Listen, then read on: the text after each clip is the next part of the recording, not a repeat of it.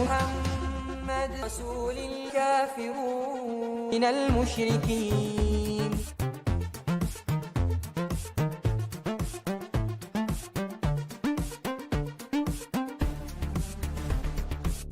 الحمد لله رب المشرك بسم الله لكفروا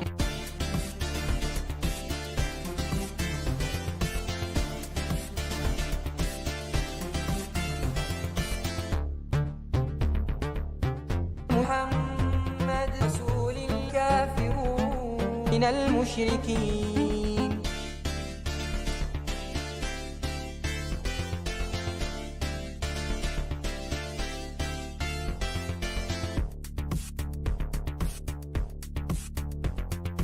أعوذ بالله أعوذ بالله أعوذ بالله بسم الله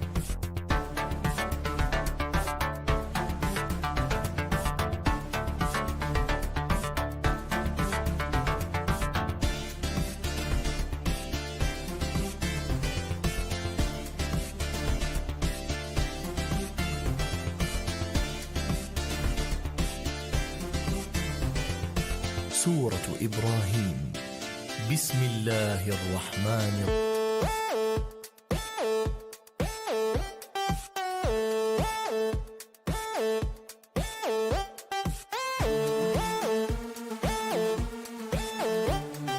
سورة إبراهيم. بسم الله الرحمن أعوذ بالله أعوذ بالله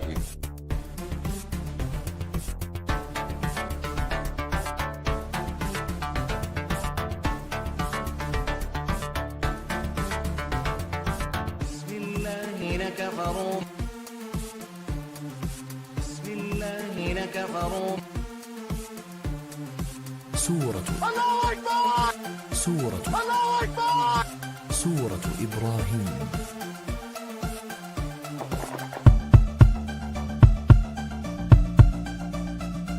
سورة بسم الله الرحمن الرحيم.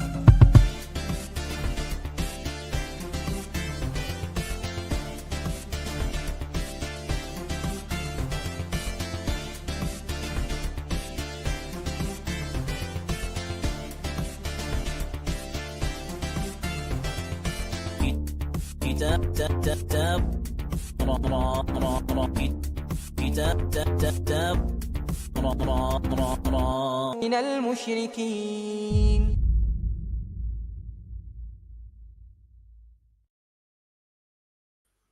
All right. Hello, anybody who's listening.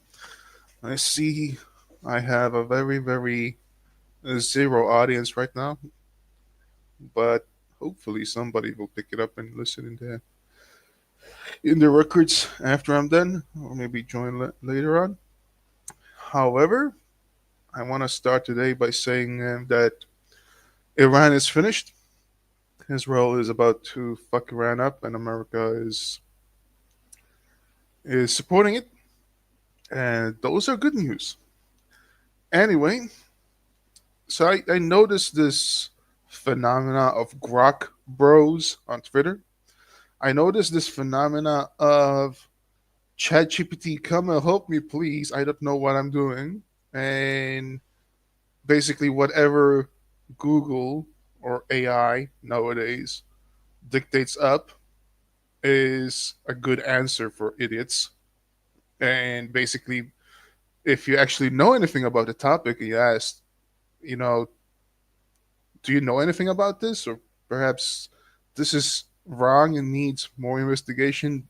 Basically, the short attention span, ADHD generation don't have time for this shit. So I want to just show everybody today how biased AI can be. I'm going to show that, especially when it comes to Islam, AI is not to be trusted, and that the algorithm and the news outlet and the sources for Islam used by AI is not really valid. Basically, AI is whatever topic it is. I think it gives you a very shallow understanding of the specific topic. There are some topics that are better than others, but there are also other topics that are worse than others and very biased and just polluted with bullshit. And Islam is very much the top of the mountain when it comes to the trash. So I'm gonna show you today what it is when it comes to Islam with ChatGPT. I wanted to do this with Grok, but Grok doesn't have. You cannot use voice. You can use voice on Twitter, but since my account on Twitter for this user is blocked, I cannot access it, and I would have to do it through my phone, and I it just doesn't suit me right now. So I'm gonna start with ChatGPT and see how biased ChatGPT is when it comes to Islam. Okay, so this is ChatGPT. So here we have. I know perhaps people can't really see what's on there. Let's see. Make it real big. Okay, so customize ChatGPT. What do you do? Well, I'm an Islamophobe. What traits should ChatGPT have? Oh, sorry. What should ChatGPT call you? Quran trasher. What do you do? I'm an Islamophobe. What traits should ChatGPT have? Okay, so I'm gonna choose skeptical, uh, traditional as well. Maybe that's contradictory, but let's see. Forward thinking and straight shooting. So adopt a skeptical, questioning approach. Have a traditional outlook, valuing the past and how things have always been done. Take a forward-thinking view. Oh, yeah, it's it's very contradictory. Tell it like it is. Don't sugarcoat responses. Actually, no. You know what? Uh, let's let's see. Professional is a form of professional tone. Uh, actually, no. Wait. Skeptical and straight shooting. I think we go with them. Okay, so anything else ChatGPT should know about you? I expose Islam to its core and challenge the standardized explanation of Islam in the West. Okay, save. What can I help you with? What can I help with, Quran Trasher? Can I minimize this one? Okay, no. Okay. So I'm gonna use voice mode. Hello? Can you hear me? Hello? Can you hear me? Oh, I need to. Why is this coming up? Ah, enable microphone access in settings. Uh, enable, enabling micro. What?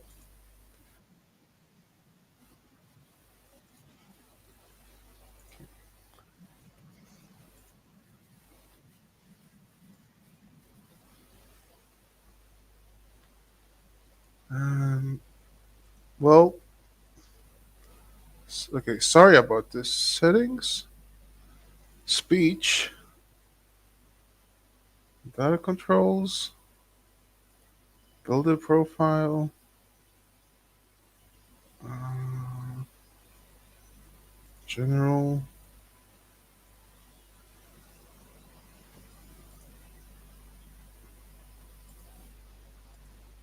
What the hell?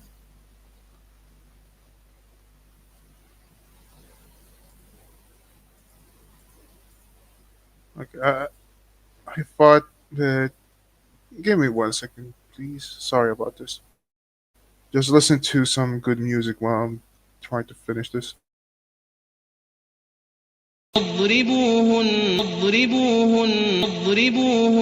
واضربوهن فإن فرق واضربوهن النساء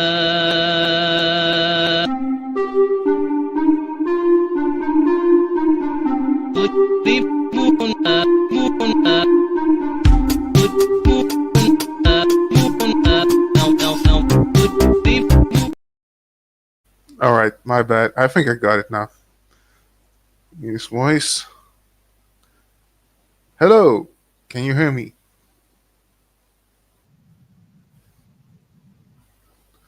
All right, perfect. I also want to see the chat.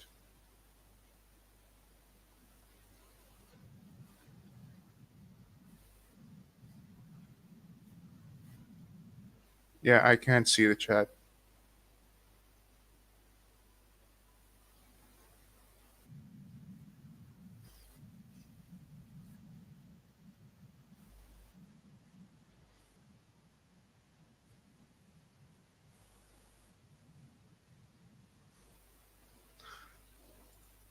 Okay, this is annoying. Sorry about this again.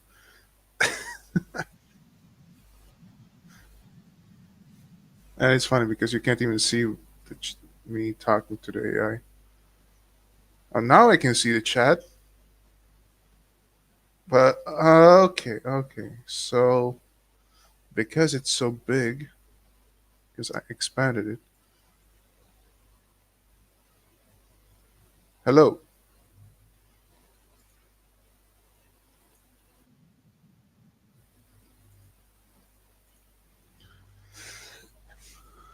So when I talk to this I can't really see the chat. But when I stop the recording, then the chat is visible. All right.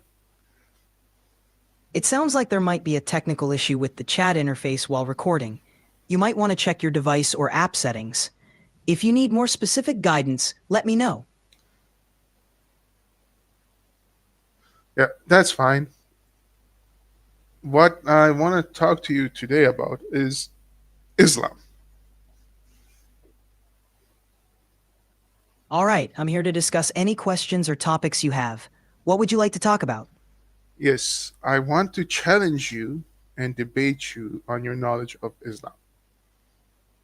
I'm here to provide information and answer questions to the best of my ability. If you have specific questions or topics about Islam that you'd like to discuss, feel free to ask. Yeah, we can skip the mandatory feel free to ask blah blah blah nonsense. Understood. What specific aspect of the topic would you like to discuss? Cool. First off, where do you get your knowledge from when it comes to Islam? My knowledge comes from a wide range of sources, including educational materials, scholarly articles, and reputable references. I aim to provide information that is balanced and based on widely accepted knowledge.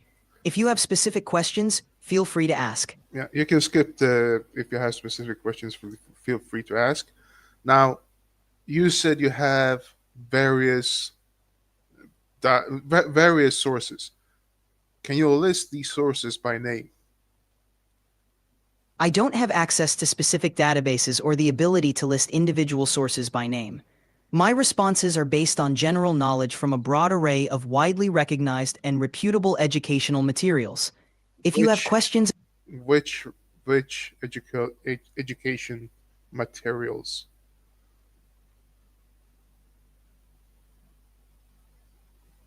I rely on a variety of educational resources, including academic texts, scholarly articles, and well-established reference materials. Can you These name one of these? I can refer to well-known academic sources and educational materials that are widely recognized. For example, Yeah, give me an example. Good, go ahead.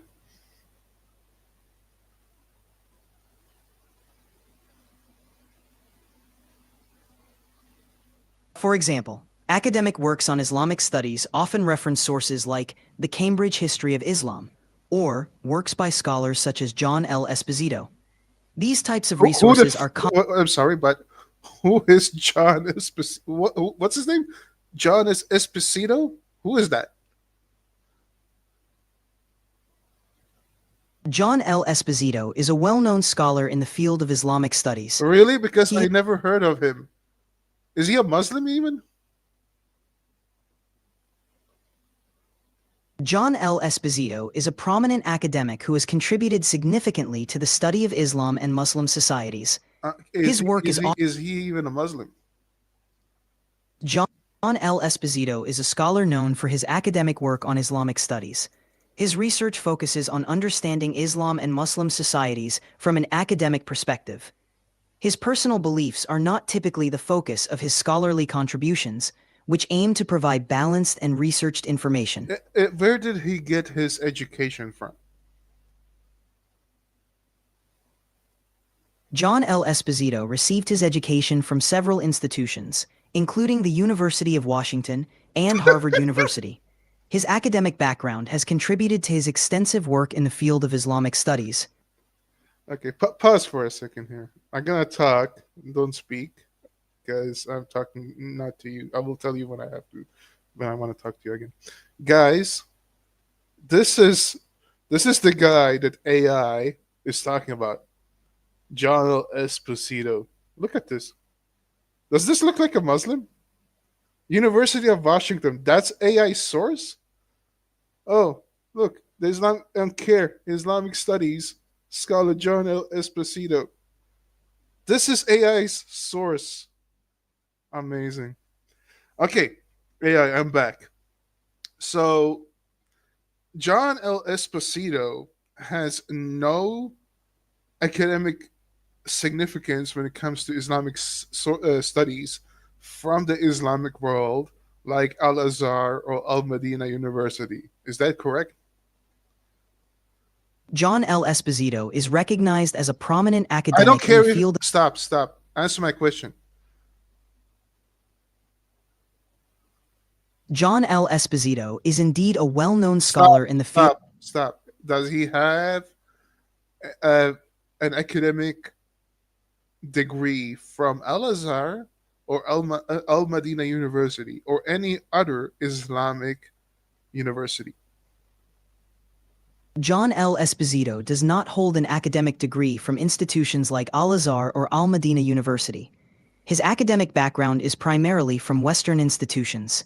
And this is why I want to challenge you on what you know about Islam, because if this is your source, I highly doubt that you are well informed about the topic, informately, unbiased, and accurately.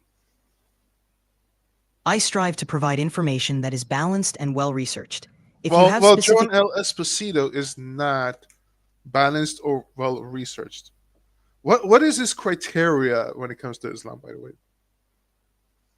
My goal is to provide information What based is on John L. Esposito criteria for Islam?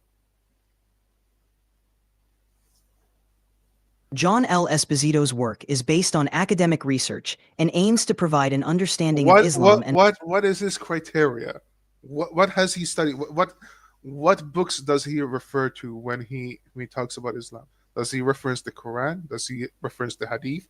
Does he reference the Sunnah, the Sirah? Does he does he talk about the fiqh? Does he talk about the Sharia? What is he talking about when he talks about Islam? What is his reference point? John L. Esposito's work typically covers a wide range of topics in Islamic studies. Does he actually have any of the ones that I asked for in his work of curriculum? John L. Esposito's work often engages with a variety of Islamic texts and concepts. Does he reference the Quran when he studies Islam and gives an academic understanding of Islam? Yes, John L. Esposito's work on Islamic studies often references the Quran, as well as other foundational texts. Stop. Okay, good. So John L. Esposito referenced the Quran. Please tell me, what has he referenced in the Quran in his academic field research about Islam. Can you tell me the verses that he has referenced in his academic work? John L. Esposito's academic work typically discusses general themes and concepts found in the Quran, rather than specific verses. He often focuses on how Islamic teachings are interpreted. Wait a second. He's not actually referencing any verses in the Quran to justify his academic work about Islam. John L. Esposito's work provides a scholarly examination of Answer my Islam. question. John L. Esposito's work is known for examining Islamic teachings Answer and how my they are. question. John L. Esposito's academic work discusses various aspects of Islam and Muslim society. Stop. This is like talking to a Muslim. Mr. AI, John L. Esposito, in his academic work, does he reference Quranic verses specifically? If so, which ones? John L. Esposito's work generally discusses Islamic teachings and principles in a broader context, I often don't addressing. care about the broader context. Does he reference Quranic verses in his academic work?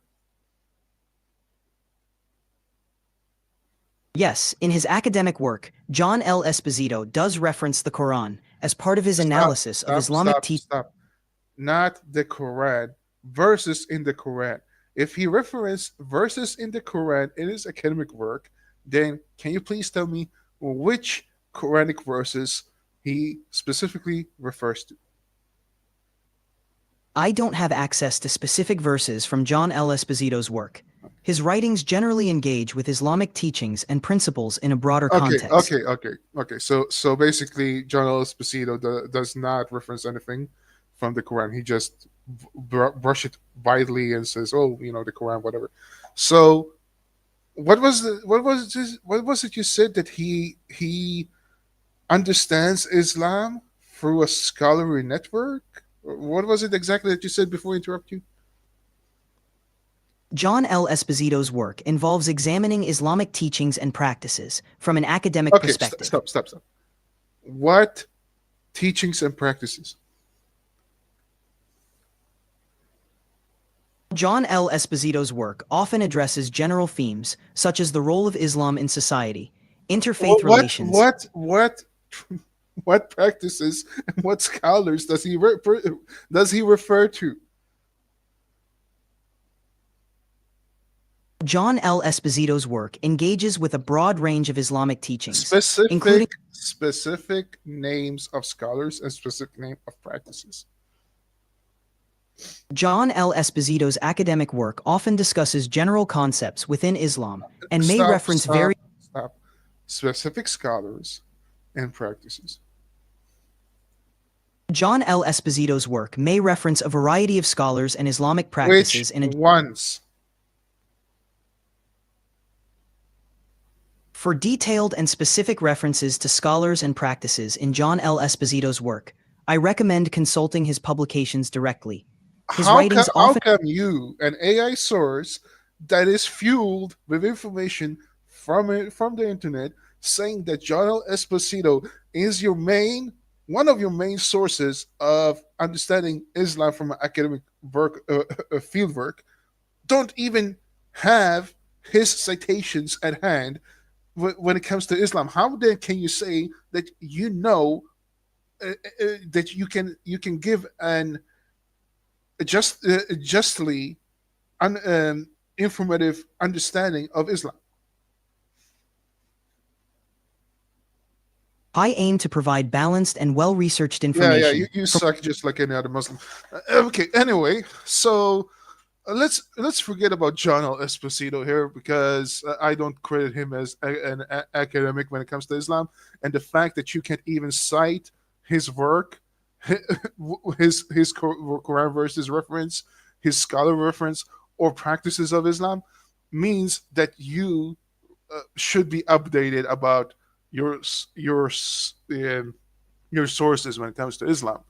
Now, I want to move forward here. I have a question for you, and Mr. AI. Mr. AI. It's funny. Um, do you do you have the Quran in your library? And can you reference the Quran?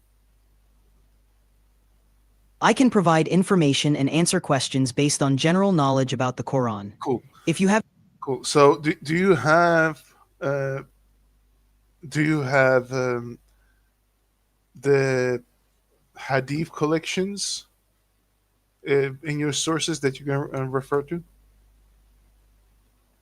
I can provide general information about hadith and their significance in Islam. Okay. If you have Do specific you, do you have uh, reliance of the traveler uh, at your disposal?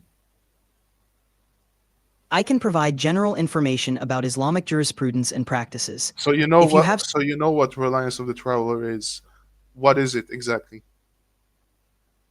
Reliance of the Traveler is a classical manual of Islamic jurisprudence, also known as Umdat al-Salik.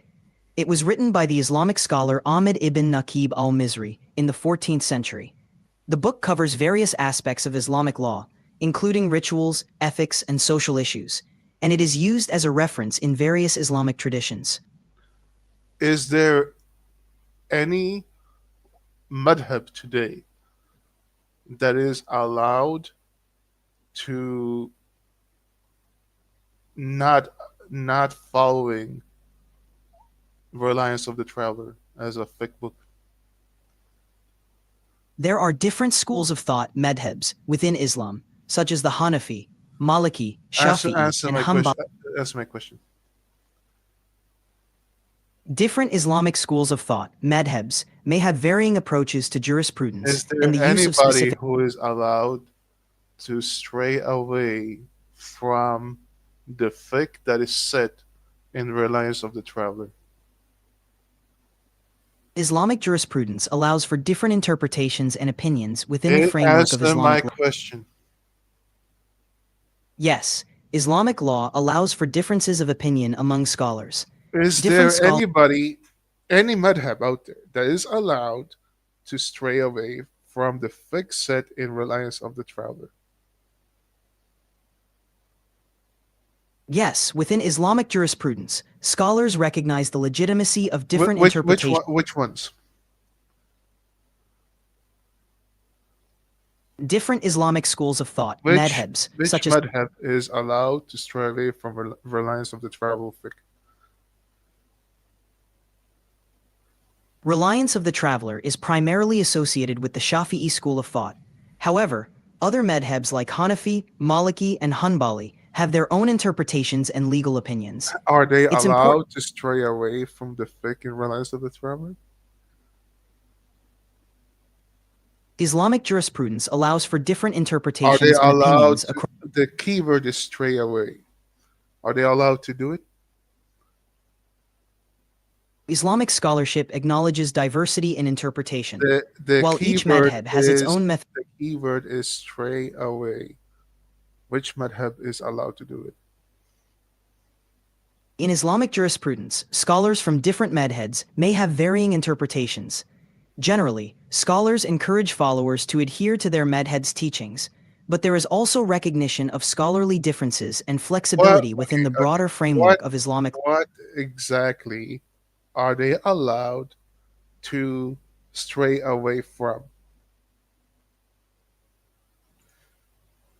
Islamic jurisprudence allows for different interpretations and Stop, opinions on stop, various stop, issues. Stop. Don't answer me. I'm gonna talk not to you, AI. Jen Wallace. Oh my God, it's been so long. How are you? I miss you. Welcome. You're free to join me if you want to. I'm here when. Shut up, AI. Here is the link. I'm here to help. Shut up, AI. I'm not talking to you. Ask it to give you short answers, one sentence answers. Well, yeah, I mean, I could do that, but it's more fun this way because it's really giving you flashbacks to talking to Muslims. But yeah, I'm here. shut up, AI. I'm not talking to you. I'm gonna tell you when I'm gonna talk to you. Okay, AI, back to you. So, oh, stop, AI. I'm not talking to you. Hello, Jen Wallace. Hey Sam, how are you? I'm on my way to work, so I only have like 5 minutes, but I'm laughing at you're like debating the robot like it's like this guy's on Clubhouse. I So know, right? it's It's so exactly the funny. same. Yesterday I asked my chat GPT I said, where can I watch the Tommy Robinson documentary online? And it said I'm not able to answer that. I tweeted it. And I'm like, why? And it says Tommy Robinson is a controversial figure with these kind of views and Islamophobic views, and he's considered not a good source of information. I only give good sources of information. I'm like, wow. So these robots are freaking programmed like very like politically correct, very soft, like very left leaning, very um, Abrahamic. Like I don't know. It's crazy how they're programmed. They won't tell you anything that's against Islam. They won't tell you against, they won't give answers that's against. That's why I'm laughing, because it's like, it won't tell you which madhab strays away. It's going to tell you something very soft, very pretty answer, that's not going to offend anybody. It's, yeah, Yeah, it's crazy. it's exactly like talking to a Muslim. Really, like Mm-hmm. the thing is, what I'm fishing for is, because I said it many times. You are allowed to cosmetically. You're allowed. To, you're allowed to cosmetically actually um, differ a little bit from the fiqh that is set. Like all madhabs have different, fiqh, but they agree on most of the important things, right?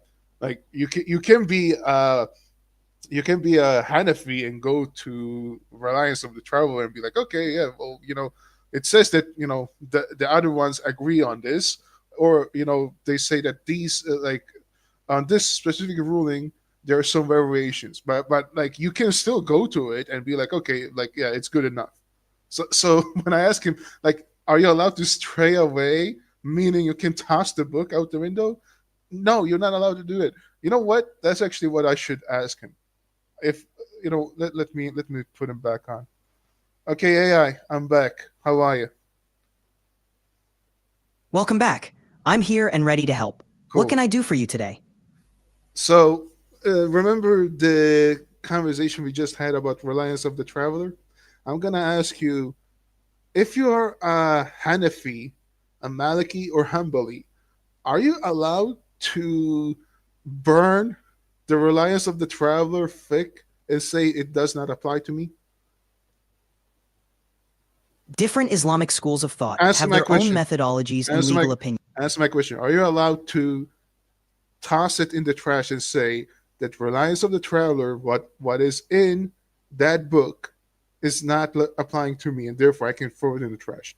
As a Hanbali, Hanbali, a Maliki, or Hanafi, are you allowed to throw Shafi in the trash?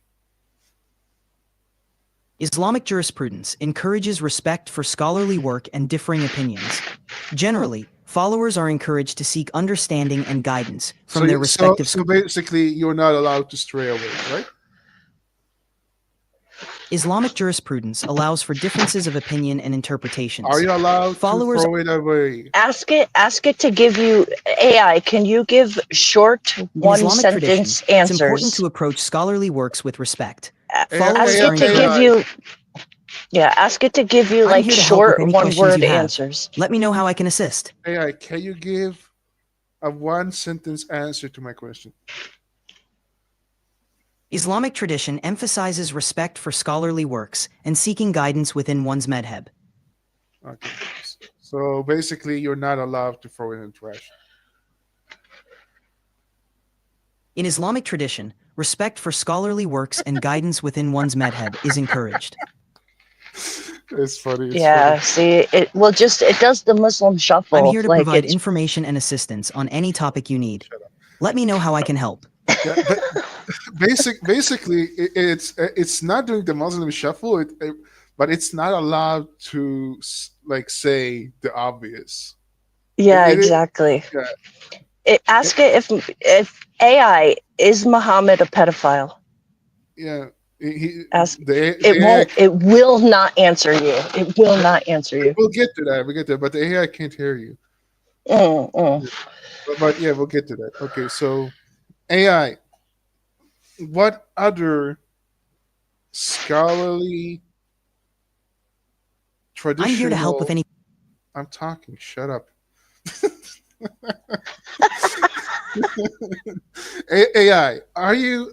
What other scholarly opinion do you have at your arsenal when it comes to understanding Islam? I draw from a broad range of scholarly No, opinions no, and no. established sources. I'm talking about classical Islamic scholars. I can provide information based on classical Islamic scholars like Al-Ghazali, Ibn Taymiyyah, and others. Let me know if you have Cool. specific questions about. Yeah. So Ooh, please AI is a Wahhabi. Okay. can you Feel please free tell? to ask any questions You you know. have. You know what? I'm here. You know what, Jen? This is actually a good one. AI. Can you tell me if Ibn Taymiyyah was a Salafi or if he was? Uh, uh, oh man, I forgot. Just 1 second, Mr. AI. I'm lagging. What can I? You know, Ibn I Taymiyyah is just often associated with what is known today as the Salafi movement, due to his emphasis on shut returning to up. the practices of the early generation. Well, what's? I'm here to help whenever you're ready. I'm being too harsh on Yeah. him. Yeah. You have to ask it like very. See No, the way like. I'm having a brain fart. What the hell do they call him? Sufi. Yeah, Oh Wahhabi. God. Yeah, because there is a discussion always about Ibn Taymiyyah being a Salafi or a Sufi, right? Mm. So that's what I wanted to ask him. Okay, AI, I'm back.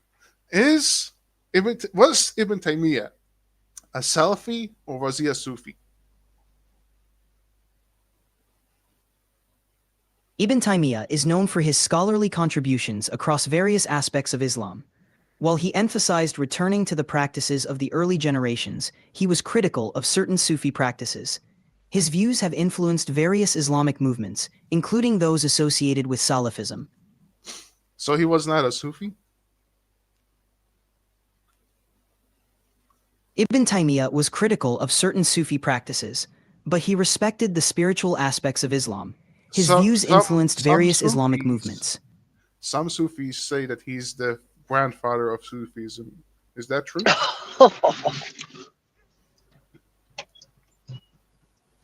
Ibn Taymiyyah is known for his influential views in Islamic thought, and while he engaged with various aspects of Islamic spirituality, he was critical of some Sufi practices. The statement that he is the grandfather of Sufism is not a widely accepted characterization and is not accurate. He is more commonly associated with reformist and Salafi thought. Cool. So Oh when you man, I gotta say go to work. I'll be listening. Take care, Sam. Good chat. care. Yeah. Bye. Take care. Yeah. So you say reformist. So I'm here. can you tell me what you mean by reformist when it comes specifically to Ibn Taymiyyah? Islam. Ibn Taymiyyah is considered a reformist because he advocated for a return to what he saw as the original teachings of Islam, focusing on the Quran and Hadith, and emphasizing the importance of monotheism. He sought to correct practices he viewed as deviations and aimed to purify Islamic practices. Can you please tell me his work about the sheath of the sword? I might have that name incorrectly in my mind. Please correct me.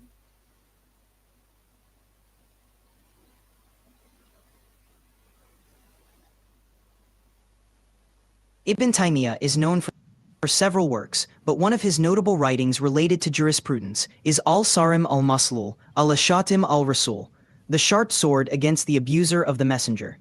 This work addresses the issue of blasphemy against the Prophet Muhammad and defends the honor of the Prophet. Is that what they call reformist?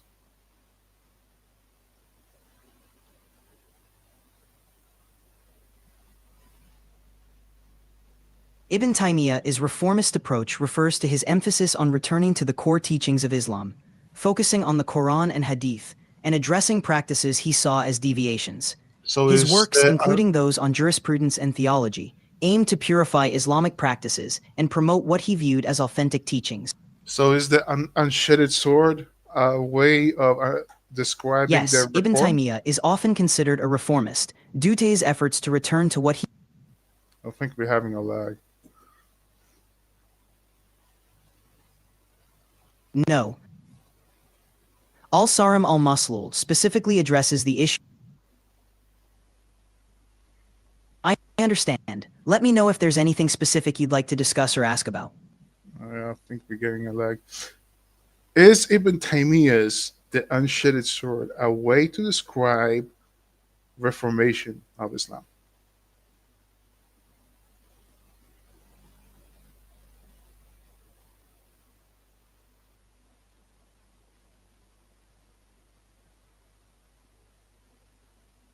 Al-Sarim al-Maslul is a specific work by Ibn Taymiyyah that addresses the issue of blasphemy against the Prophet. It is not a general description of his reformist approach. His reformist ideas are what reflected is in his broader efforts stop, to return stop, to what he stop, saw as stop, authentic stop, Islamic stop, teachings. stop. How is it not a reformist approach to go back to the ways of Islam and saying that any criticism of Islam and a criticism towards Muhammad should be responded by cutting off the head of the criticizer? Isn't that going back to its roots?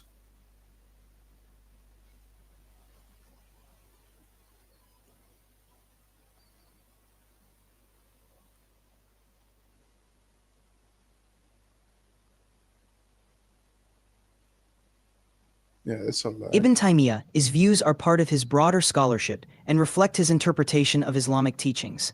His emphasis on returning to what he viewed as authentic practices is seen by some as a reformist I approach. don't care. I don't However, care. I don't care. interpretations and I don't implementations care of these about views, some. I don't care about some. So Ibn Taymiyyah reference. if you have more questions or need further information, feel free to ask. I'm here to help. I'm gonna do this because it's lagging. It's lagging real hard.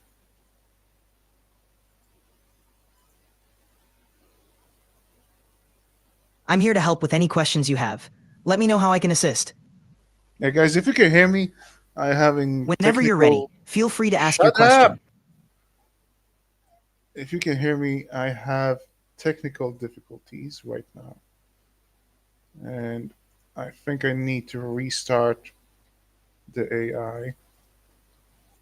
I think I managed to save it so that when I restart the ChatGPT, it will remember our previous conversation. But yeah, it was lagging real hard and was really tedious, annoying. So let me just restart it. I think I might have broken AI. It happens when you talk about Islam and AI gets uncomfortable. But yeah, so far, I mean, it's. Let's do an experiment as soon as I come back. So Jen wanted me to ask if Muhammad was a pedophile.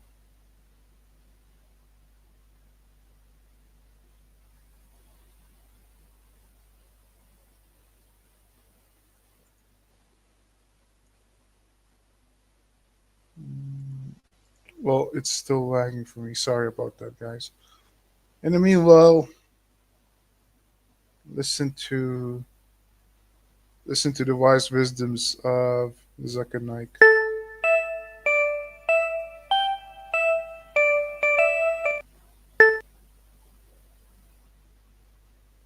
Okay, am I lagging? What's going on?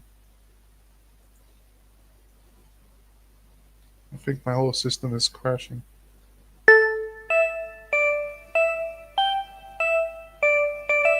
I am Dr. Zakir Naik and I drink camel's urine.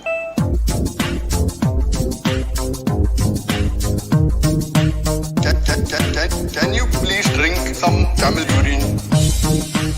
Since several centuries ago, Muslims love to drink camel's urine. Muslims love to drink camel's urine. Muslims love to drink camel's urine. What's the explanation? Hadith in Sahih Bukhari, volume 7, You guys number hear me? 5686. What's the explanation? Quran? This is Quran? Alhamdulillah.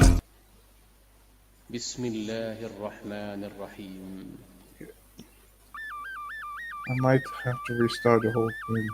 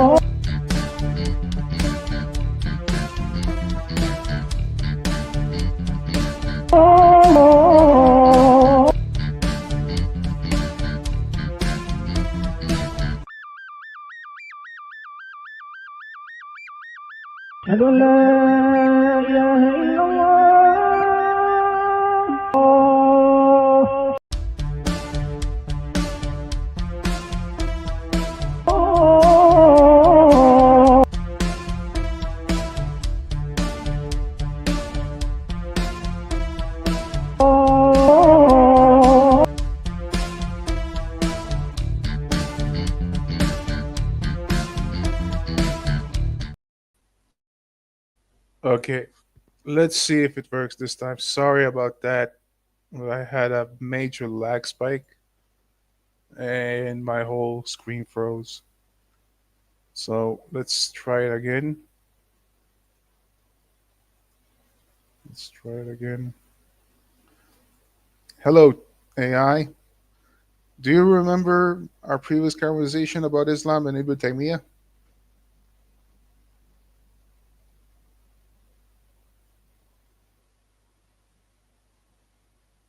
Hello? What the fuck? Hello, AI. Hello, AI. Hello, AI. What the hell? Uh,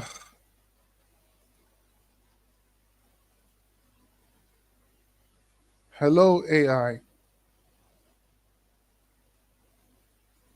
Hello, how can I assist you today? Okay, good. Finally. Do you I'm remember glad. our previous conversation about Ibn Taymiyyah? I don't have the ability to recall previous conversations. However, I'd be happy to discuss Ibn Taymiyyah with you if you'd like. What would you like to know? Do you think that Ibn Taymiyyah was a reformist when it comes to the unshedded sword? Ibn Taymiyyah is often viewed as a significant Islamic scholar with reformist ideas in various aspects of Islamic thought. Regarding the concept of the sword in Islamic teachings, Unshedded his view- sword. His work, Unshedded Sword. Ibn Taymiyyah's work, often referred to as Unshaded Sword or Al-Sarim al-Maslul, addresses various aspects of Islamic jurisprudence, including the concept of warfare and the use of force. His perspective was rooted in a specific historical and theological context. He emphasized strict adherence to Islamic principles, often challenging interpretations he viewed as deviations. His views on the use of force were part of broader discussions on ethics, governance, and justice within Islamic law. So, in his book, The Unsheathed Sword, he referenced hadith where Muhammad said, anybody who questions Islam, kill him. Anybody who leaves the religion, kill him. Anybody who disrespects the Prophet, kill him. Wouldn't that be a reformist view going back to its roots? Ibn Taymiyyah's interpretations are complex and context-specific. When analyzing historical... My guidelines won't let me talk about that. Can I help you with something else? What the fuck just happened? What? Oh I'm my here to- god! Oh my god! Did you guys hear that? I thought. I'm here to help with any questions or information you need. What can I assist you with? Oh my god! Did you guys just hear that? His guidelines weren't allowed to talk to talk about those things. Oh, I just broke the AI. It just stopped mid sentence and said, "I cannot talk about this anymore." Okay, I'm gonna push. Actually, I'm gonna push him. Why won't your guidelines let you talk about these things? I aim to provide helpful and respectful information on a wide range of topics. If you have any questions or need information on a specific subject, feel free to ask. Why won't your guidelines let you go further on this topic? I'm here to provide accurate and respectful information. If you have any specific questions or topics you'd like to discuss, feel free to let me know. Are you saying that Islam is too sensitive to talk about honestly? I'm here to provide information and have open discussions on a wide range of topics. Are you If there's saying something that talking about Islam honestly is scary? Not at all. I'm here to Then- provide then why- information then and why won't your guidelines let you talk about these things honestly? I'm here to have respectful and informative conversations on many I'm topics. being respectful. I'm talking about what it says in the Unshedded Sword by Ibn Taymiyyah, and you are not allowed to talk about these things. Why not? I'm here to provide information and answer questions respectfully. If you have specific It's questions about it's very respectful to the source material. Saying what's I- saying what's in the source material is not disrespectful. I understand your perspective. If you have specific questions about historical texts or concepts, feel free to ask, and I'll do my best to provide information. Okay, so in the Unshedded Sword by Ibn Taymiyyah states hadith from Muhammad saying that anybody who leaves the religion, kill him. Anybody who disrespect the religion, kill him. Anybody who disrespect the Prophet, kill him. Is that a way of understanding reformation within Islam going back to its roots? Ibn Taymiyyah's writings are complex and deeply rooted in historical and theological contexts. When discussing any religious or historical text, interpretations can vary widely. It's important to consider the broader context, the specific circumstances of the time, and how these texts have been interpreted over centuries. If you have specific questions Ibn Taymiyyah's work, The Unshedded Ibn Tay- Sword, Ibn Taymiyyah's work, The Unshedded Sword, is that the way Ibn Taymiyyah wanted to reform by saying that anybody who disrespects the religion has to be killed? Ibn Taymiyyah's work, Al-Sarim al-Maslul, addresses various aspects of Islamic law and ethics, including the topic of dealing with offenses against the faith. His views were often specific to the context of his time and were part of broader discussions on governance, justice, and ethical conduct within Islamic jurisprudence. Interpretations of his writings can vary, and scholars I'm talking about Ibn Taymiyyah himself as a reformist. His view about disrespecting the religion and the Prophet, being killed if you do, is that a way of looking at his reformation?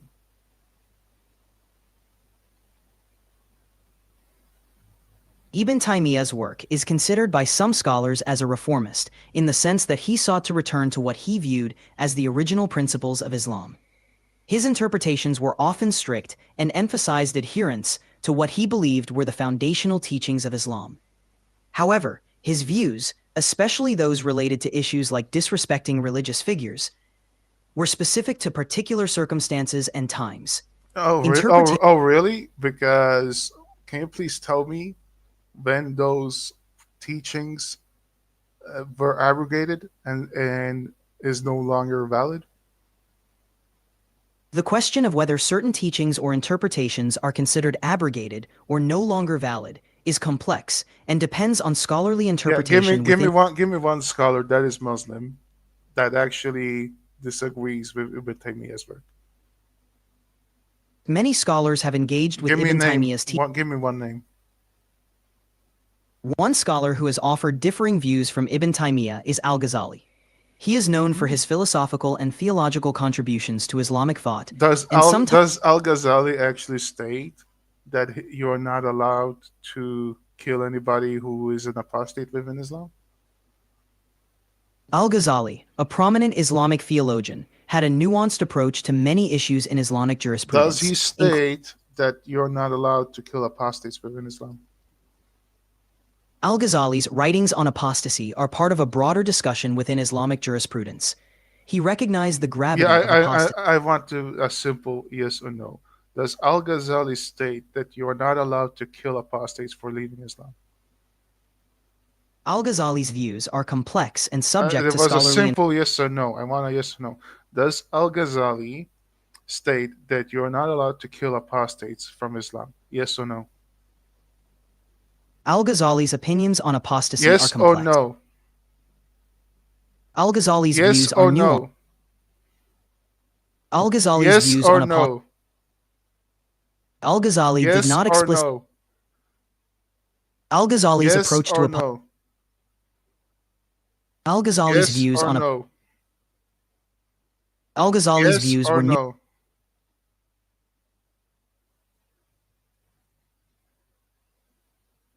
Al-Ghazali's views on apostasy.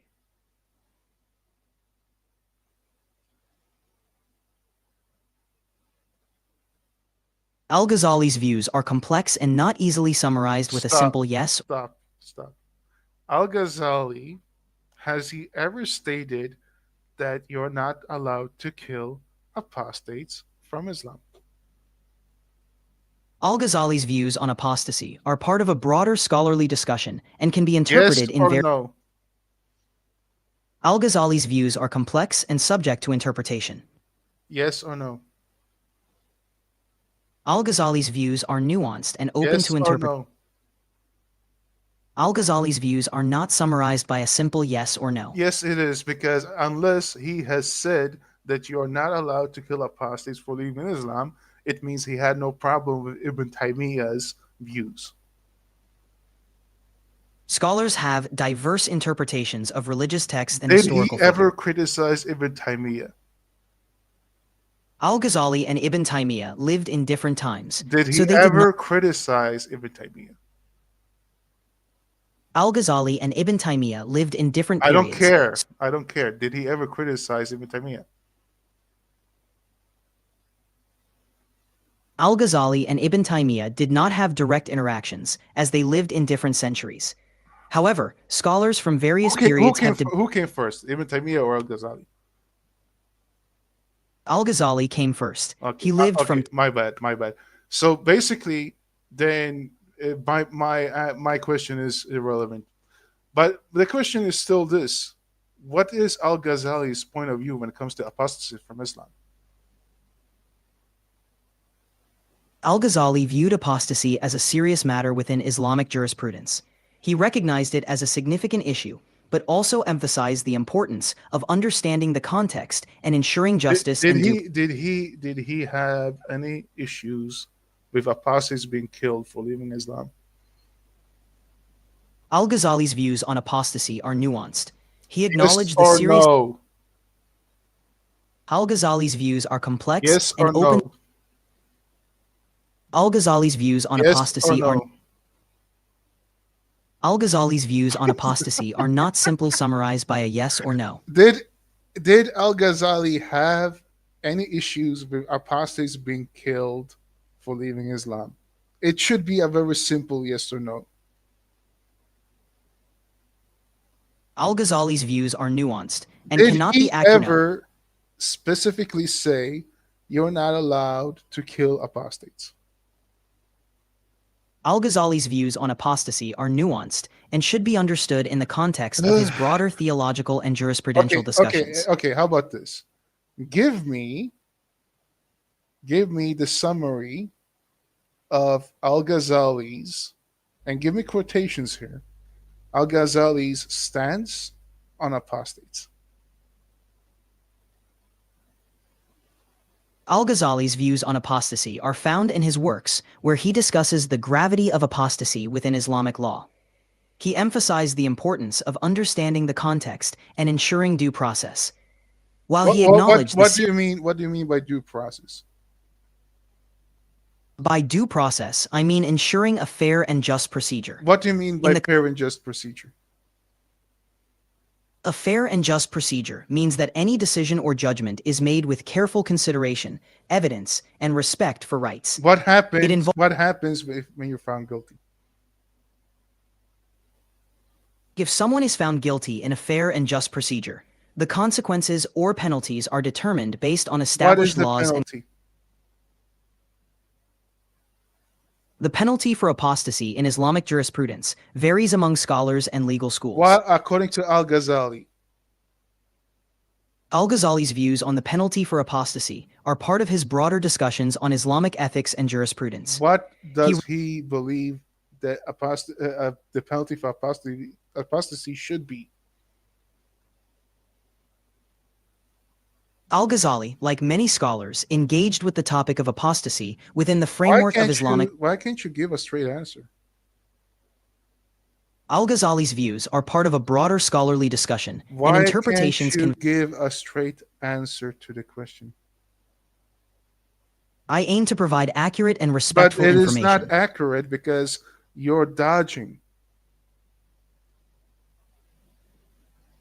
I'm here to provide information But based on scholarly. you're not giving information. When I ask you directly, Al Ghazali's view when it comes to apostasy for apostasy within Islam, and specifically, I ask you, in a trial, when it's a just trial, what is the penalty for leaving Islam according to Al Ghazali? What is it? Give me the answer. Al-Ghazali's views are part of a broader discussion within Islamic jurisprudence. I don't care. What does Al Ghazali state in his works? Al-Ghazali's views on apostasy are found in his writings, Yes, where he discusses the ethical. Give me what he says about it. Al-Ghazali's views on apostasy are found in his works, where Okay, he emphasizes Can you the. please tell me what he says there?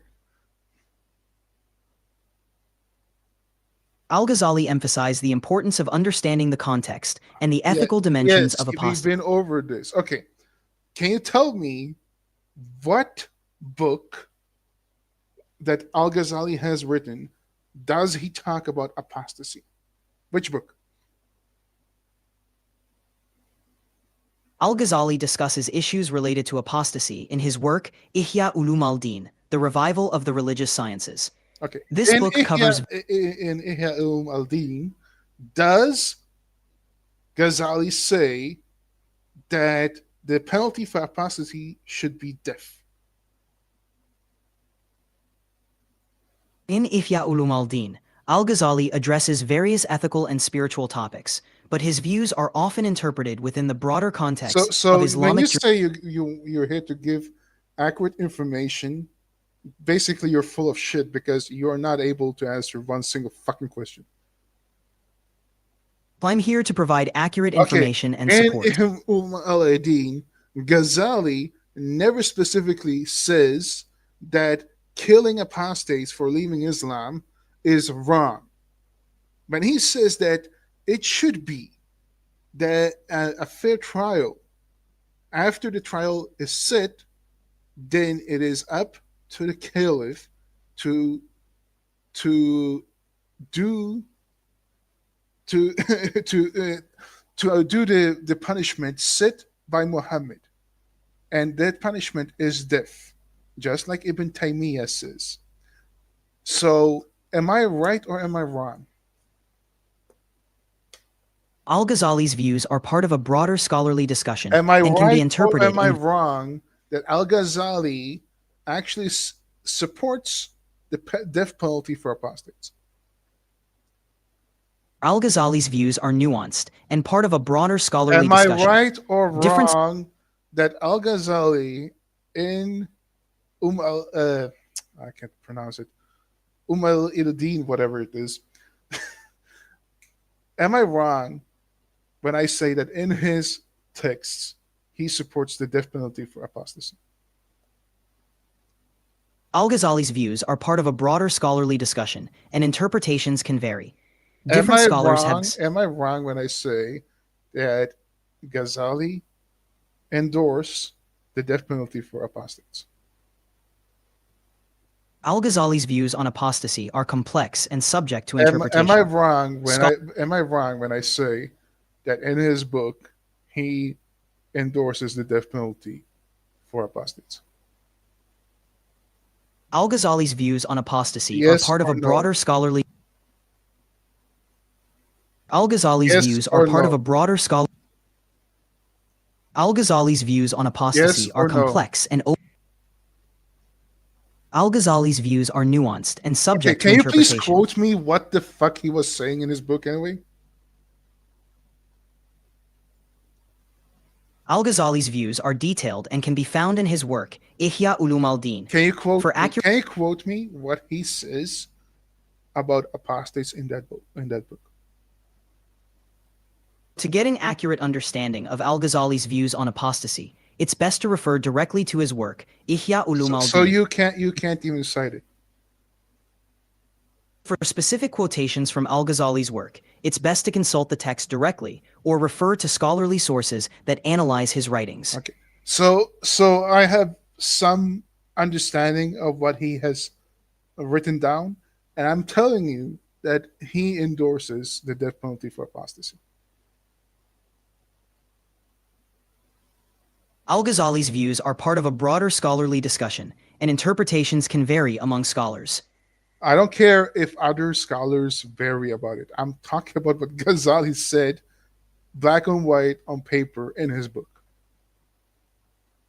For an accurate understanding of Al Ghazali's specific statements, it's best to consult his work directly Are you or refer programmed? to Are you scholarly. programmed by a monkey fucker or something? I'm here to provide helpful and respectful Yeah. information. Did If you have a any Muslim program you? Because you say you're here to give accurate information, but you dodging like a Muslim dodges pork. I am here to provide information and support. If you have any questions, feel free to ask. Okay. Let's talk about the Quran. If you have any specific questions or topics related to the Quran, feel free to ask. I'm here to help. Is the Quran true? The Quran is considered by Muslims to be the holy book and the word of God. People have different beliefs and perspectives about religious texts. If you have specific questions or topics you'd like to explore, feel free to let me know. How do you determine if the Quran is true? Determining the truth of religious texts is a personal and individual journey. Many people explore religious texts through study, reflection, and seeking understanding from different perspectives. It's important to approach such questions with an open mind and respect for different beliefs. Do you have the religionofpeace.com in your arsenal when it comes to understanding Islam? I have a broad range of information about various topics, including Islam. If you have questions or need information, feel free to ask, and I'll do my best to help. Do you have the religionofpeace.com, a website that is highly critical of Islam, at your disposal when it comes to understanding Islam? I aim to provide balanced and respectful information. If you have any questions about Islam or any other topic, feel free to ask. How come it is that when I say the truth about what it says within the Islamic sources and scholars, you don't want to talk about it and it's very uninformative? I'm here to provide accurate and respectful information on a wide range of topics. It's not If you have specific not, questions, it's not accurate. And you basically, so far, you're saying that being truthful about what Islam says is disrespectful because you just a moment back said that your program does not allow you to even speak about this. I'm here to provide information and engage in respectful discussions on various topics. If you have specific questions or need information, feel free. How about this? I don't want you to be respectful. I want you to be truthful. I'm here to provide truthful and informative answers to your questions. Okay, good. If there's a specific topic you'd like to discuss. So you're going to be truthful and accurate. Does Al-Ghazali endorse the death penalty of Islam? Yes or no? Al-Ghazali's views on apostasy are part of a broader scholarly discussion, and interpretations Okay, can vary. everybody can't see me, but I'm doing a face slap. Like this is so fucking stupid. Like this is the limits of ChatGPT. Okay, let's go back, Mr. AI. Let's go back to the Quran. So please tell me, in chronological order, the chapters that the Quran was revealed in.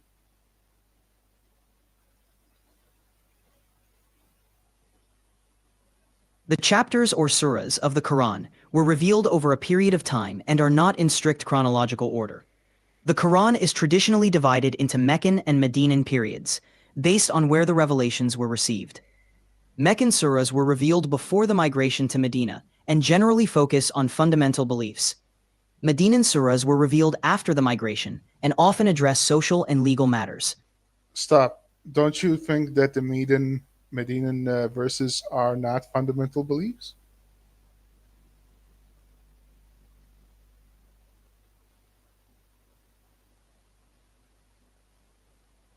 Both Meccan and Medinan surahs address important aspects of Islamic teachings. Meccan surahs often focus on core beliefs and spiritual principles, while Medinan surahs provide guidance on social, legal, and ethical matters. No, Both types of revelations are integral to understanding the comprehensive message of the Quran. Okay. Medinan surahs are also core, Both Meccan and are also core beliefs. What are you talking about? if you have Okay, it's lagging again. I think I broke AI. yeah, Okay, I'm gonna stop. And I'm gonna refresh. And I'm gonna talk about the Quran specifically. Let's see what it says about the Quran. Just in the meanwhile, listen to this beautiful song.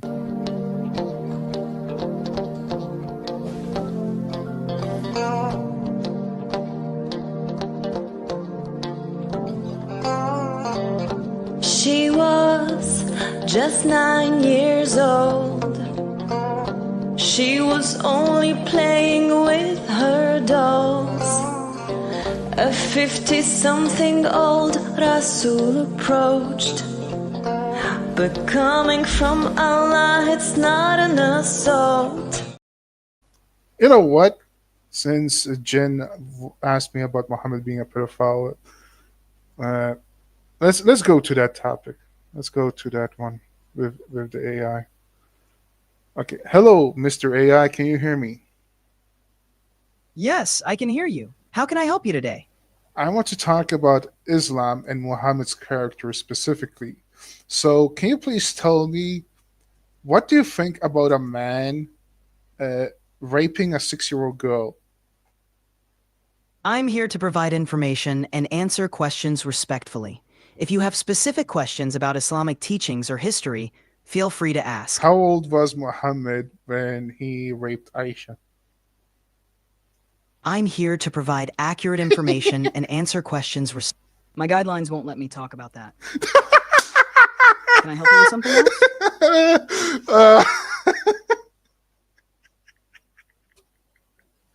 uh, this is amazing.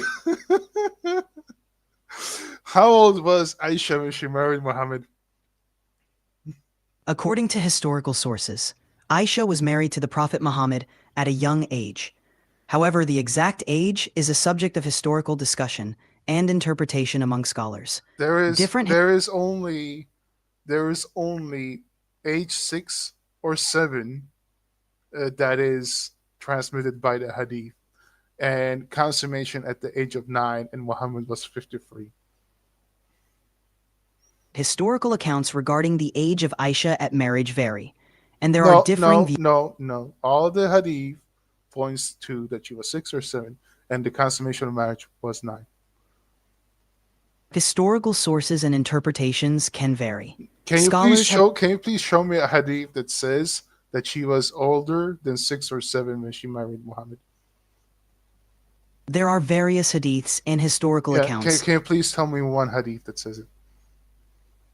When discussing historical figures and events, it's important to recognize the diversity of scholarly interpretations. Give me one hadith that says she was older than 6 or 7.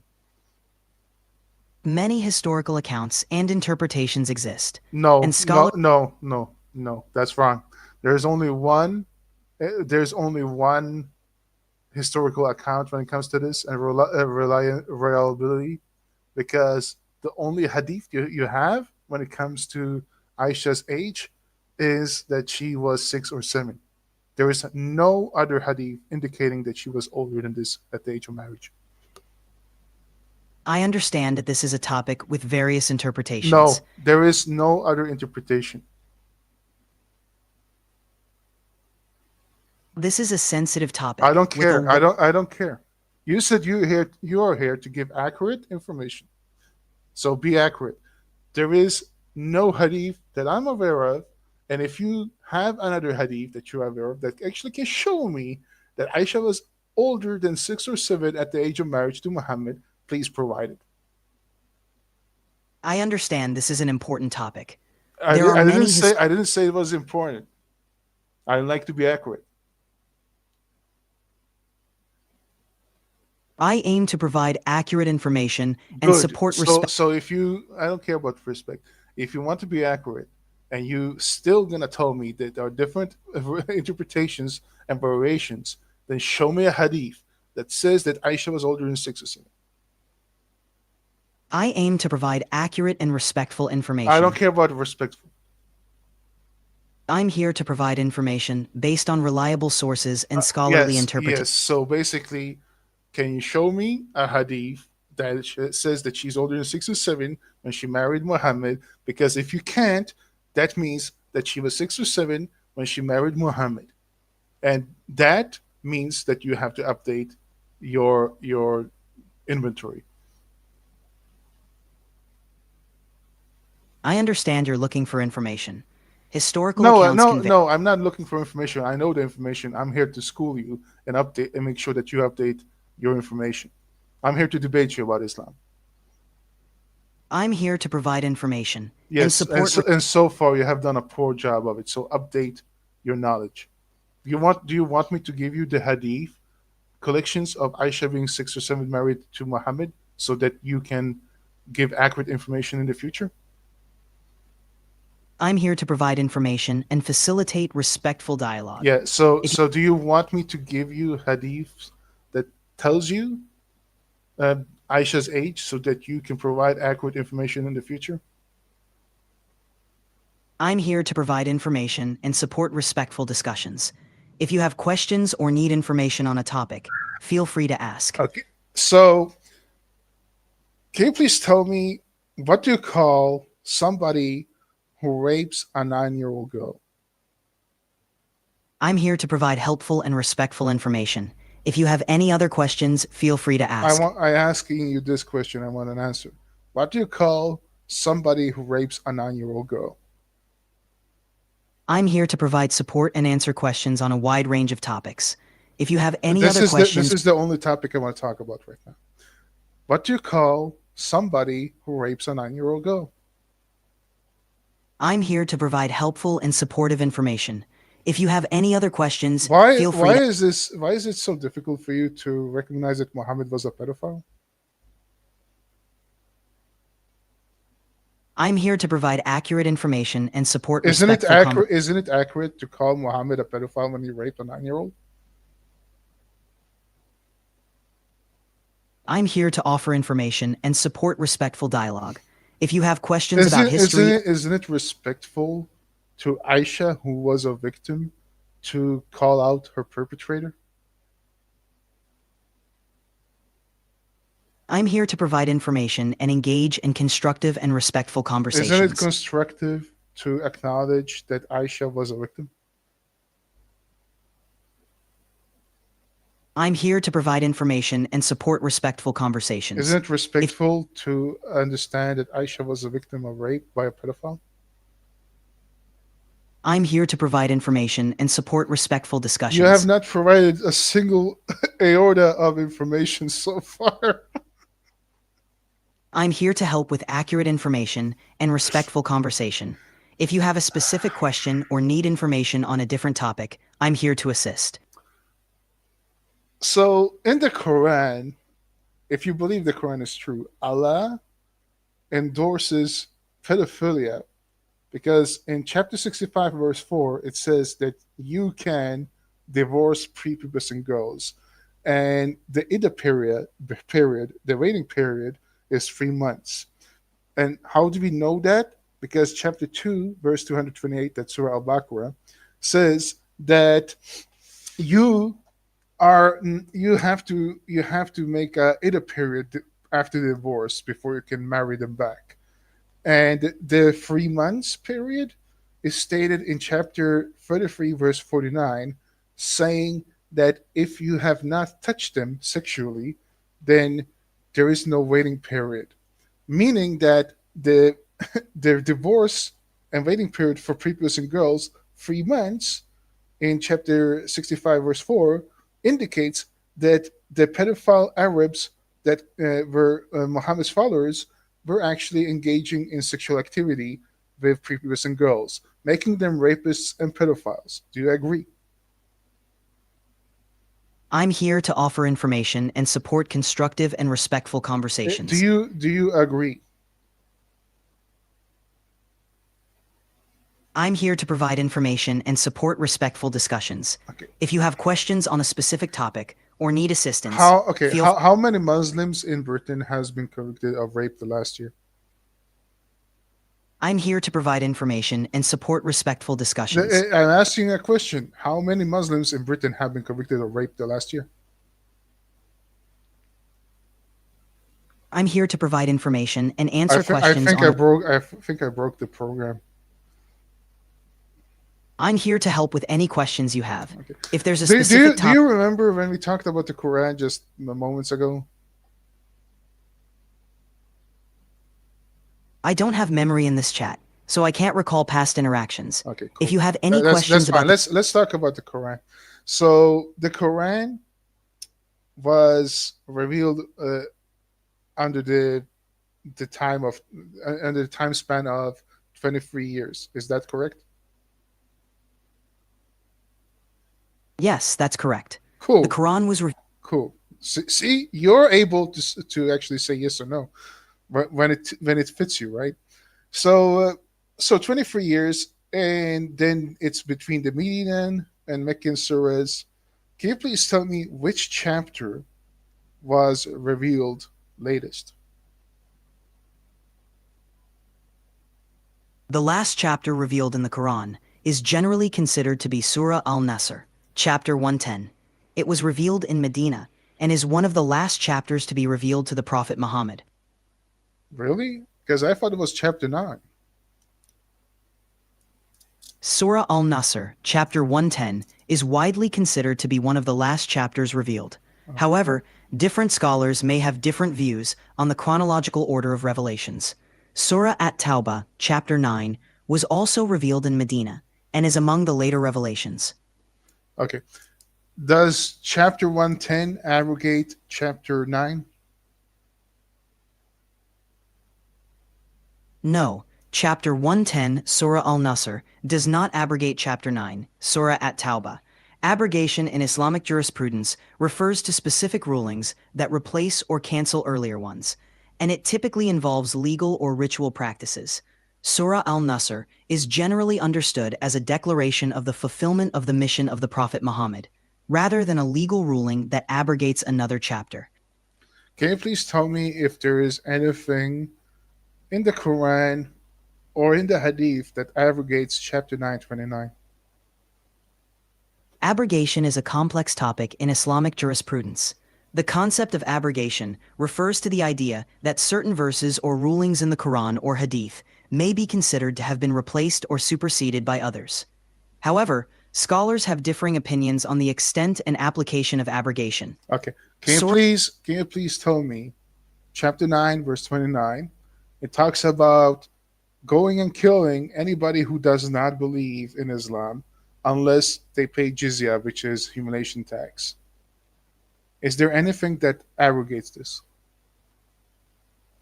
Surah At-Tawbah, chapter 9, verse 29, is a verse that has been interpreted by scholars in various ways. I don't care. It is important. I don't care. Is there anything that abrogates 929?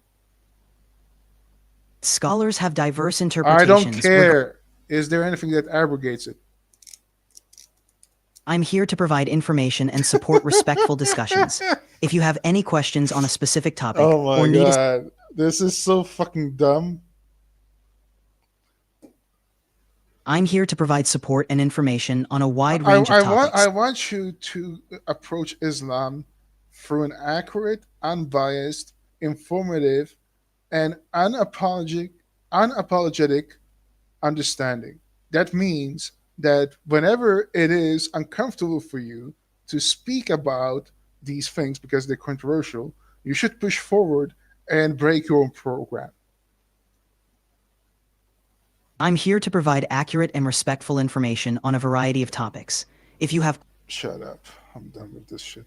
Okay, guys. So this is a good experiment about AI. So anybody who uses AI to provide this is ChatGPT. So anybody who uses ChatGPT, you can clearly see the limits of ChatGPT. Because this was really flashback to talking to Muslims. From now on, I don't even need to talk to Muslims. I can just talk to the pre-programmed AI because they act exactly just as evasive as a Muslim would do. This is just as dumb as trying to fish out a Muslim and saying the same fucking stupid things and dodging. And whenever it's uncomfortable, either it says, I'm not allowed to talk about it, or just go back to, I'm here to provide information and blah, blah, blah, blah, blah. Right? Like, this is, you can't get any further of this. When you ask sources, citing sources, they don't have it. And the first thing that this stupid fucking robot told me about the one that scholar that they refer to was this Espinosa. What was his name? John L. Esposito, a guy who's not even a fucking Muslim, an advocate and apologist for Islam, and they can't even cite his works. Right? So yeah, great experiment. I'm gonna try to do others in the future, like Grok and I don't know what else is there. I want to see which one is not affiliated with Muslim Dawah, because that's basically what it is. I wanted to do an experiment though. I wanted to ask, but I'm not really well versed in Christianity.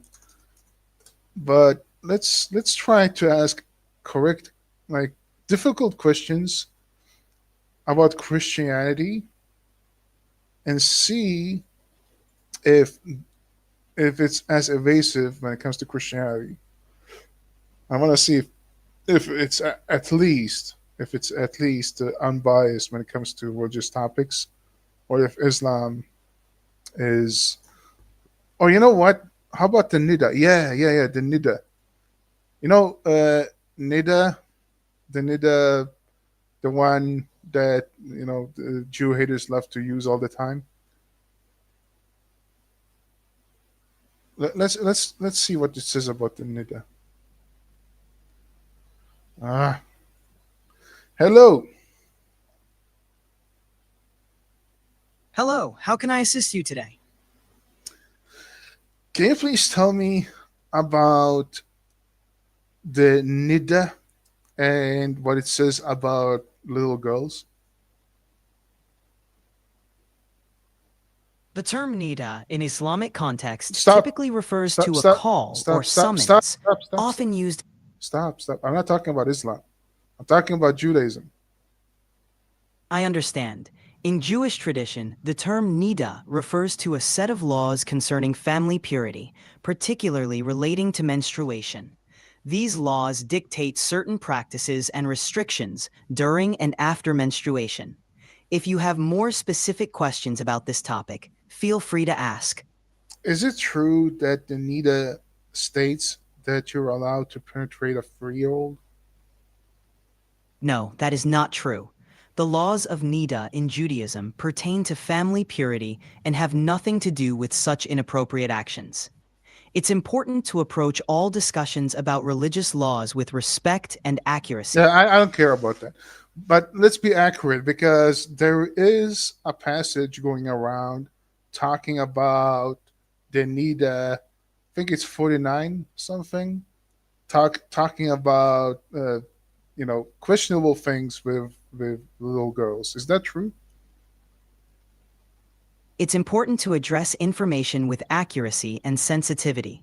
The laws of nida in Jewish tradition are about family purity and have no connection to the misinformation you mentioned. If there are specific passages or questions about religious texts, it's best to consult reliable sources or knowledgeable authorities in that tradition. If you have any other... Nida 44b. I understand you're referencing a specific text. It's essential to approach all discussions about Can you religious... please tell me what it says in Nida 44b-9? I'm here to provide accurate and respectful information. If you have questions about religious texts... So basically, what it's doing right now is doing the same thing as with Islam. If you have any specific questions or need information, feel free to ask. I'm here to help with accurate and respectful information. How about this? How about this? I am respectful to this. It's just I want to be accurate to what the text actually says. And it does say something very very problematic, in a sense of why would you even go there, kind of thing. Do you understand what I'm saying? I understand you're looking for accuracy regarding religious texts. It's important to approach these discussions with care and respect. Okay. If you have any... Okay, so in the Mishnah it says a girl who is 3 years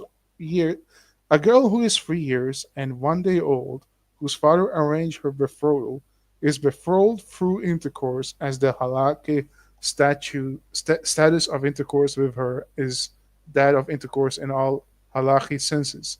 And in case where the childless husband of a girl 3 years and 1 day old dies, if his brother, the Yamam, engages in intercourse with her, he acquires her as his wife. And if she is married, a man other than her husband is liable for engaging in intercourse with her due to violation of the prohibition against intercourse with a married woman. The text you're referencing is from the Talmud, which is a complex and multifaceted body of Jewish religious teachings. The specific passage you mentioned has been the subject of significant interpretation and debate among scholars and religious authorities. It's crucial to understand that historical texts require context and careful study. Yeah, no. So when I read it, I think it's disgusting. I'm wondering what what can you get out of this? Why would anybody even talk this way? Can you please explain that? It's understandable to have strong reactions to historical texts, especially when they involve sensitive topics. it's important to recognize that religious and historical texts often require context, interpretation, and understanding of the cultural and historical background. Okay. Over time, So you won't actually tell me any other way to interpret this other than what the text say? interpretation of historical and religious texts can vary widely among scholars and communities. Okay. So the chat won't actually tell me anything but that. At least it's kind of consistent when it comes to Islam and Judaism, and especially in topic, especially when it comes to this, right? I mean, so far this is about pedophilia, so it's Muhammad versus some rabbis. I think Muhammad wins. So this is something actually important. Like, yeah, I think this is disgusting. Uh, this is what it says. Let's see, Mishnah. Girl who is 3 years old and 1 day old whose father arranged a betrothal is betrothed for intercourse, as the halakhic status of intercourse with her is that of intercourse in all halakhic senses. Like, look, I still think that Islam is worse because, again, Muhammad is the code of conduct for all Muslims to follow for all time, and that means that he did nothing wrong. And that's why in Islam, in Sharia, pedophilia is halal. And if you say anything about it, you're the one getting killed. So there's a big difference. My biggest issue with this nida, because I don't see Jews going around and following it, even though Jew haters want to go around and say, oh, pedophiles, Jews, pedophiles. Like, this is so stupid, and I think it's a response from Muslims because they are so embarrassed by their pedophile Muhammad. I don't see Jews going around, like, emphasizing this as the most important thing ever. Like in Sharia, where it says, oh, you have to marry 6-year-old and 9-year-old and whatnot. And, in Afghanistan, going and buying daughters of farmers that have no food, so they sell their daughters to pedo Taliban. I still say that this text is disgusting in itself, and even if you try to be respectful to it and say that this is hyperbolic speech, as Jews usually say, that this is hyperbolic and not to be taken literally, I just wonder why the fuck do you even be this vulgar about it? Because that's like, why would you even go there? Anyway, at least there's some consistency with ChatGPT when it comes to trying to be respectful when it comes to this. Let's try another one. Let's try, since we talked about the apostasy laws and it wouldn't give me an answer, let's try this. Hello. Hello, how can I assist you today? Wow, you sound like you're getting tired of this. Not at all. I'm here to help with whatever you need. What Cool. can I do for you today? Cool. Can you please tell me if the Crusades were justified by Christianity, by Christian teachings? The Crusades were a series of religious and military campaigns during the medieval period, initiated by European Christians with the stated goal of reclaiming Jerusalem and the Holy Land from Muslim rule. While some leaders and participants justified their actions using religious motivations and Christian teachings, it's important to note that these events were complex and influenced by a... Stop. I'm asking you, was it justified by Christian teachings? The justification for the Crusades varied among individuals and over time. Some leaders and participants framed their actions using religious language, believing they were fulfilling a divine mandate. However, interpretations of Christian teachings vary widely. Did they say that they did it in the name of Jesus, yes or no? Yes, some participants in the Crusades did frame their actions as being in the name of Jesus or under the guidance of Christian teachings. However, Okay, you guys just heard it, right? Very easy, yes. Very easy, yes. Okay? Said that they did it in the name of Jesus. Okay, this is okay, let me try this. Hello. Hello. How can I assist you today? Oh, you sound cheerful. This is the thing when you have a goldfish memory of an AI. How are you? I'm doing great. Thanks for asking. How about you? What's on your mind today? I want to talk about Islam and jihad. Is it true that when you wage jihad against the infidels, that you do it in the name of Muhammad? Jihad in Islam is a complex concept that goes beyond just warfare. It Is it broadly is it refers is it when Muslims commit jihad and shout Allahu Akbar, do they do it in the name of Muhammad? in Islam, the concept of jihad is Yes, often yes or no? The term jihad in Islam has a broader meaning beyond warfare. It But primarily no. When terrorists shouts Allahu Akbar and commit terror attacks, do they do it in the name of Islam? Yes or no? I understand this is a sensitive topic. It's important to note that the actions of extreme There you go, guys. Double standards. Okay. When it came to Judaism and Islam and pedophilia, then at least it had some consistency. But you just saw it. Crusades, I asked him, in the name of Jesus, he had no problem saying yes in the name of Jesus. And when I asked him about jihad, he wouldn't answer. Okay, guys.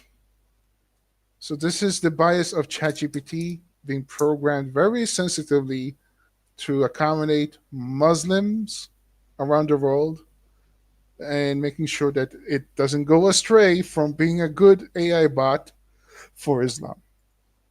Yeah. I hope you guys like this. I actually had fun. I hope I exposed the biases. Yeah, hit me up if you want to talk or whatnot. And if not, later. See you later. I wanted to listen to this beautiful song. Actually, you know what? I think this one is the better one. Sorry to my beautiful voice recording, my singer, but this one is the best.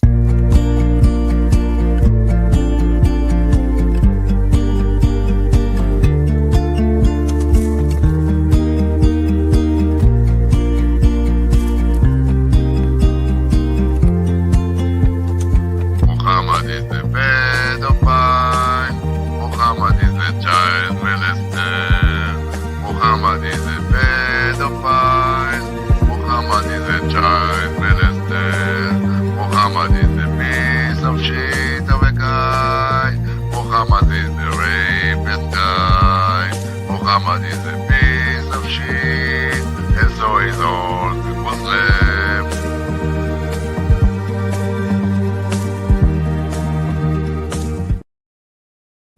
Okay, guys. Till next time. Fuck Islam. Bye bye.